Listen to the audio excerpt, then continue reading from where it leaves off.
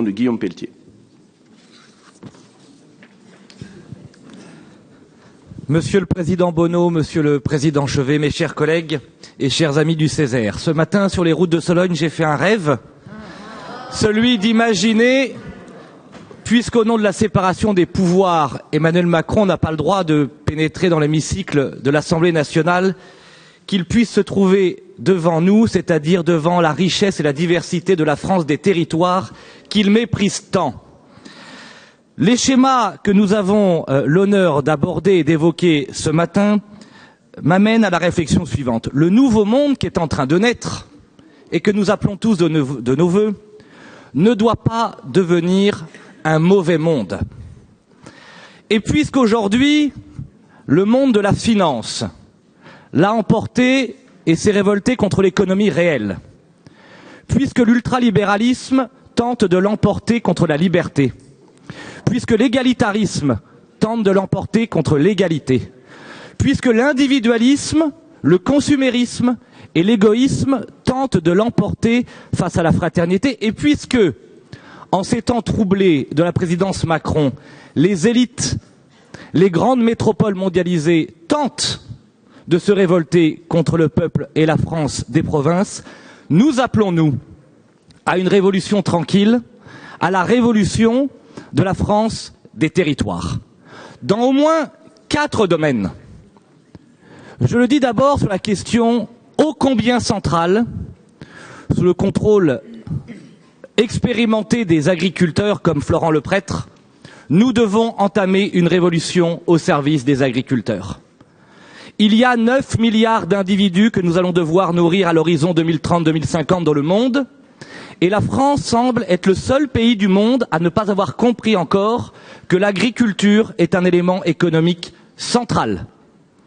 Nous allons devoir, avec fermeté et autorité, nous opposer à l'hégémonie de la grande distribution qui méprise le monde agricole et réinventer un modèle agricole à travers, par exemple, puisque nous en parlions hier, les circuits de proximité pour réconcilier, pour relocaliser, pour réconcilier nos producteurs avec nos concitoyens. Le deuxième grand sujet, c'est la question du tourisme, et je salue la décision du Conseil régional et de François Bonneau, en lien avec les propositions de notre groupe d'opposition, d'imaginer à l'horizon 2019 la grande commémoration du 500e anniversaire de la construction du château de Chambord ou de la mort de Léonard de Vinci, pour démontrer que notre région sait, pour s'ouvrir au monde, célébrer la fierté de notre identité et de nos racines. Le troisième grand enjeu, tellement méprisé par le président de la République, c'est la ruralité. La ruralité, ça n'est pas le passé. La ruralité, ça n'est pas une réserve.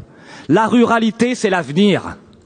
Et nous allons devoir le lui démontrer sur les questions de transport, en sachant avec fermeté démontrer là aussi aux grands organismes d'État comme la SNCF que nous avons le droit de circuler librement sur nos territoires. C'est la même chose sur la question de la santé, pour mettre fin au corporatisme et au conservatisme des vieux ordres qui n'ont pas compris que le monde avait changé et qu'il nous fallait aussi, sur la question de la santé, inventer des nouveaux dispositifs pour offrir ce droit fondamental à nos concitoyens d'avoir accès à la santé de proximité. C'est la question ô combien primordiale du numérique.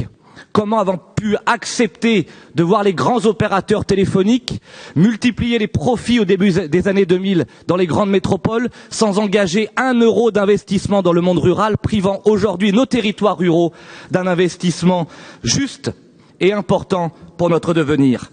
C'est la même chose sur le logement, avec la question ô combien primordiale de l'accession sociale à la propriété qu'il nous faudra réaborder, et ici et au niveau national. Enfin, vous l'avez dit, Monsieur le Président Bonneau, sur la question de l'emploi. Nous devons inventer ce nouveau monde. Pas les emplois jetables, pas les emplois vides de sens, les emplois véritablement d'avenir, véritablement durables. Ceux, par exemple, comme le dit Jean-Louis Borloo, des services à la personne. 1 million d'emplois à créer à l'horizon 2020-2025, si nous avions le courage d'aborder cette question. C'est la même chose sur la question de la dépendance.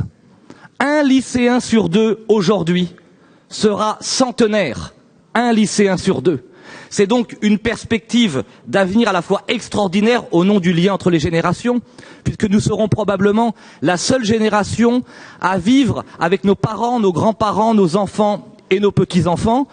Je crois que c'est un atout fantastique et c'est aussi un gisement d'emploi absolument formidable. En un mot, oui, nous ne voulons pas du monde d'Emmanuel Macron qui nous propose un monde hyper connecté mais déraciné.